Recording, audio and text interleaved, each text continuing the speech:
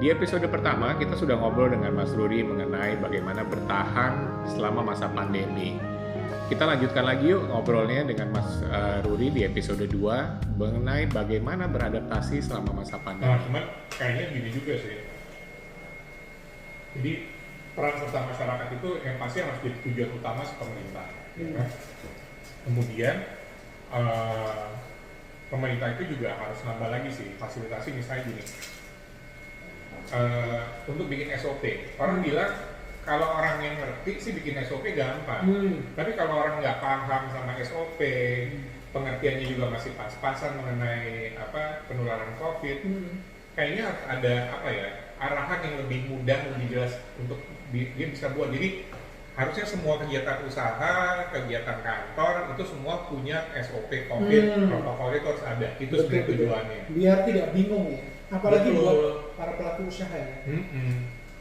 Memang sangat berat buat pelaku usaha kalau tidak ada peraturan yang disepakati bersama dan itu sama untuk semua pelaku usaha. Yeah. Misalnya katakanlah, misalnya yang punya usaha rumah makan atau usaha-usaha yang lain. Jadi kalau misalnya SOP-nya itu udah jelas banget, dan mereka tidak akan ragu-ragu. Terus konsumen juga udah tahu, misalnya bahwa hanya boleh take away, ya udah diikutin. Tapi kalau misalnya masih setengah-setengah atau membuat pelaku usaha ragu, itu yang agak merepotkan sih. Betul. Gitu. Gimana, enak nggak burgernya? Burgernya enak, mengenyangkan. Mengenyangkan ya. Dagingnya kayaknya asli ya. Jadi ya ini contohnya ya. Jadi burger-burger ini juga hasil produksi dari bukan merek-merek luar negeri gitu ya. Ini boleh dibilang artisan lokal gitu ya. Jadi memang ini salah satu hal yang harus kita dukung lah. Jadi UKM lokal supaya terus berkembang gitu kan. Karena ya mereka secara langsung kan punya andil yang besar, kontribusi untuk menciptakan lapangan pekerjaan dan karya anak bangsa gitu loh. Betul. Saya setuju itu ya, bahwa UKM atau usaha-usaha kecil menengah itu memang harus bukan hanya dilindungi tapi juga disupport, jangan cuma yang besar-besar aja. Betul. Karena dalam beberapa pengalaman saat krisis itu usaha-usaha kecil dan menengah yang survive, yang tidak ngerepotin pemerintah. Betul, jadi itu memang harus didukung lah. Jadi memang kalau ngelihat ini sih sebetulnya kalau yang kita lihat memang situasi ini tuh agak kesian sebetulnya untuk pelaku F&B ini. Karena semuanya beralih kepada delivery. Betul. Tapi tahu nggak, delivery itu sama teman-teman yang online itu kena biayanya tuh sampai 20%. Berat ya? Berat. 20% dari 20%. Sedangkan kan gini, dilemanya adalah orang-orang juga lagi berusaha untuk ngencengin kepinggang karena penghasilannya berkurang. Tapi si tempat makan juga nggak bisa ngurangin harga atau sulit bersaing juga karena memang ada biaya itu yang harus ditambahkan di harga, karena tidak mungkin 20% itu ditelan sama usahanya dia gitu kan. Apalagi kalau usahanya usaha makanan lokal kayak pecel. Ya kan, kalau pecel mau misalnya harga 10.000 mau nelen 20% kan udah untungnya udah tipis lah gitu. Idealnya berapa ya? Berapa persen kira-kira? Mungkin seharusnya sih kalau yang wajar ya mungkin 5-10%. Itu 10% juga udah gede banget sebetulnya. 20% itu kan kalau mungkin pelaku usaha gitu ya, itu untungnya usaha loh. Iya, nggak ada usaha yang untungnya bisa 50% tuh, aduh, itu usaha pasti semua orang mau ngerjain usaha itu. Ya semoga pemangku kepentingan dalam hal ini pemerintah itu membuat kebijakan yang meringankan pelaku usaha. Betul. Kecil dan menengah ya. Iya, jadi supaya tetap bisa bertahan lah gitu, dan tentu ya lebih ekonomis juga buat konsumen gitu. Kalau benar itu sih. kan misalnya kalau tidak pakai pengiriman, jadi double, misalnya harganya 10.000, karena ada biaya 20% tadi, si pelaku usaha menambah 20%, plus orang itu harus bayar lagi ongkos delivery. Kan mahal banget. Itu menyusahkan semua ya. pelaku usaha sama konsumennya juga sama-sama susah. Sebetulnya begitu. Jadi makanya sempat kemarin agak bingung juga ya, orang pada stay home, tapi kok teman-teman ojol nih banyak yang kesulitan, karena logikanya harusnya semuanya beralih aja gitu ya. Tapi setelah kalau kita hitung kayak gitu, ya tidak semua orang mau pesan pakai ojol, tidak semua orang mau pesan pakai online karena mahal. Ya nambah 20% terus nambah delivery. Iya. Mahal. Jadi ya harusnya ada titik temu ya. Kalau yang saya pahami sih sekarang memang sih kalau misalnya yang besar-besar itu kan tenaga kerja yang disediakan juga besar gitu ya. Mungkin, yang saya dengar sih katanya kalau makin besar angka 20%-nya mengecil. Tapi kan kalau dipikir kalau usaha itu kan ada konsep fix sama variabel biaya, fix variabel. Iya, betul.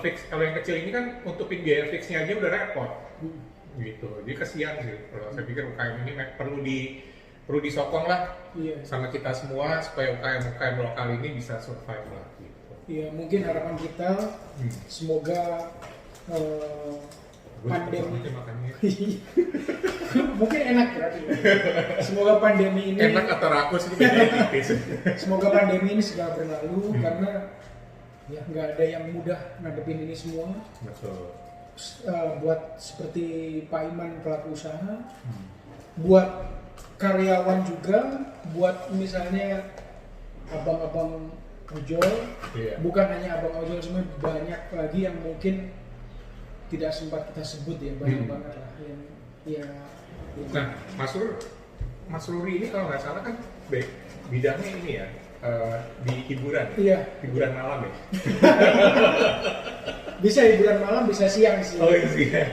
Sama aja. Industri hiburan itu juga drop besar. Ini kayak teman-teman harus tahu dulu nih hiburannya hiburan apa sih?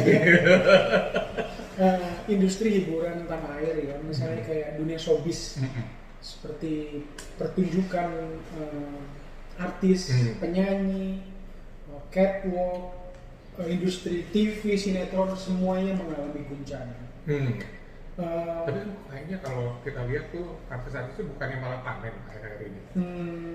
Gimana sih? Kalau itu gini deh, kehidupan tidak seindah di Instagram. Jadi, gitu ya? jadi yang nyata adalah bahwa semua pandemi ini membuat semua orang jadi susah. Makanya kita harus adaptif. Teman-teman di industri hiburan juga sama sebetulnya. Katakanlah syuting untuk sinetron yang stripping yang setiap hari itu juga harus dihentikan karena itu salah satu upaya pemerintah untuk menekan laju COVID-19.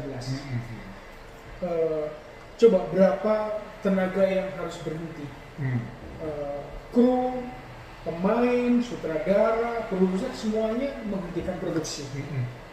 Rata-rata pemain sinetron yang selama ini stripping dia bisa tidak ada aktivitas syuting itu bisa 2 bulan, mungkin sekarang mungkin hampir 3 bulan.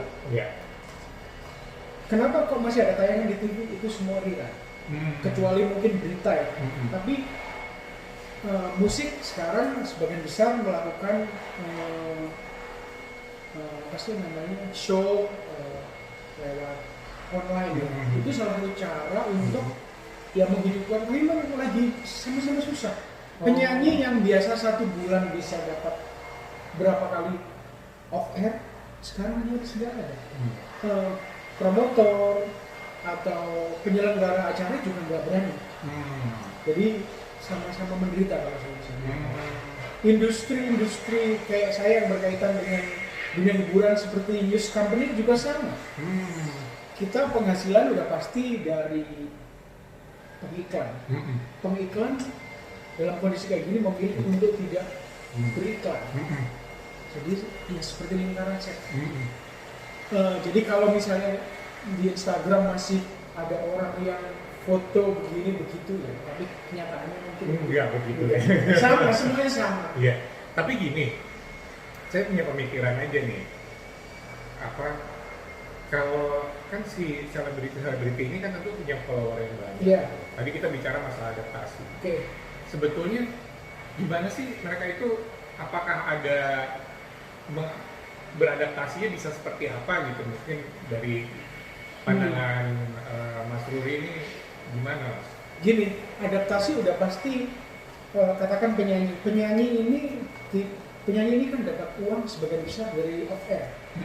Kalau dari TV udahlah, TV itu hanya untuk promo. Kalau followers di Instagram mereka besar, mereka bisa dapat uang dari endorsement produk, berbagai macam produk. Kalau yang wanita tentu produk kecantikan, produk kesehatan. Kalau yang laki penyanyi mungkin produk-produk yang agak lebih maskulin ya. Jadi mereka selama ini Instagram menolong mereka untuk daily basis. Jadi untuk keperluan mereka masih dapat, tapi untuk off air enggak. Dan endorsement kan biasanya yang produk-produk yang kecil-kecil ya, itu sebenarnya banyak menolong. Tapi katakanlah penghasilan utama mereka adalah dari show. Begitu nggak ada pertunjukan, udah pasti penghasilan mereka drop. Lihat ke penyanyi-penyanyi yang mengeluh bersama. Tapi itu jadi sebuah kewajaran bahwa mengeluh itu ya, karena memang semua orang mengalami hal yang sama. Penyanyi A bilang, waduh, nggak ada. Mungkin ini, saya kepikiran gini. Mungkin mereka bisa beradaptasi dengan melakukan show-show ya kayak YouTube Live. Mungkin bisa lebih ada koneksi juga dengan audiensnya, atau mungkin juga bisnis mungkin tidak menghasilkan uang, tapi sebenarnya bisa menghasilkan koneksi. Tetap engage dengan engagementnya justru bisa ditingkatkan. Sama tadi dengan mungkin dengan kita ya. Iya, betul. kita bisa lebih ada engagement dengan family, dengan keluarga. Iya. Mungkin kalau mereka bisa memanfaatkan ini Fansnya ya. dengan fansnya bisa ada engagement yang lebih dekat. Betul, gitu. bisa itu. Makanya ada beberapa konser yang diadakan dari rumah, atau ada juga konser yang diadakan oleh institusi tertentu untuk menjual produk, untuk bantu orang lain. Semua itu, semua cara digunakan. Pertama untuk menggerakkan industri ini dalam kondisi seperti sekarang. Kedua, ya artis, katakanlah penyanyi tetap engage dengan fansnya ya. Iya. Benar itu. Dan mungkin dan tentunya mungkin bisa dalam bentuknya juga membantu ekonomi juga ya. Betul. Mungkin bisa Menggerakkan ekonomi, karena sebetulnya mereka bisa dibilang influencer ya. Jadi influencer, betul. Iya. Ya, mudah-mudahan teman-teman artis kalau ada yang nonton bisa terinspirasi menggunakan momennya untuk engagement dengan fans-fansnya, sambil juga mungkin bisa membantu usaha-usaha UKM ya untuk bisa survive, bisa membantu orang tetap bisa punya pekerjaan sih ya di zaman ini. Betul sih, saya setuju itu bahwa ini saatnya orang untuk saling care satu sama lain. Betul. Antara pelaku usaha UMKM sama artis dengan jumlah followers di Instagram yang banyak bisa saling mempromosikan. Kalau bisa, ada beberapa artis yang mempromosikan pelaku usaha UMKM gratis. Menurut saya itu satu sikap yang patut dicontoh oleh yang lain. Jadi udah saatnya kita membantu satu sama lain. Kalau selama ini selalu menyebut tarif tertentu, ini saatnya untuk menggratiskan deh. Karena sebenarnya lagi payback juga lah ya. Saya setuju itu. Iya. Oke. Ini pembicaraan yang menarik. Kita lanjut lagi kali ya, next time ya. Di dalam tema yang berbeda ya. Iya. Bila kita ngomongin kita mungkin ini kan ini hari-hari akhir masuk PSBB. Di new normal ya, mudah-mudahan harapannya sih gini ya. Kalau saya ngelihatnya new normal ini kita harus bisa menang di kegiatan ekonomi berjalan lagi, tapi tidak justru memulai masalah baru dengan meningkatnya penularan. Jadi betul-betul kesadaran harus bagus di antara kita. Pemerintah mungkin bisa memfasilitasi. Jadi bukan hukuman, tapi hukuman itu kan sudah berjalan di PSBB. Mungkin new normal ini lebih harus disiplin, tanggung jawab. Thank you nih, Ruri, udah datang ke sini, udah ngobrol-ngobrol. Obrolannya oke banget. Kita ngobrol lagi ya. Nanti ya, boleh diundang lagi ya. Boleh. Kita ngobrol. Kita minum kopi makan lagi. Kita ngobrolin apa aja kali ya. Iya, oke. Nanti kita cari topik-topik yang lagi seru-seru. Siap. Ya semoga semuanya lebih baik ya dengan Amin, new amin. economy ini, COVID-nya bisa terkendali, kembali kegiatan ekonominya berjalan, semuanya menjadi lebih baik. Itu doa kita Amin, semua. amin, betul. Oke, thank you udah bergabung di GY Channel. Sampai ketemu lagi. Oh, ini Mas Ruri ini punya channel juga loh. Namanya apa Mas Ruri? Pretty Woman ID.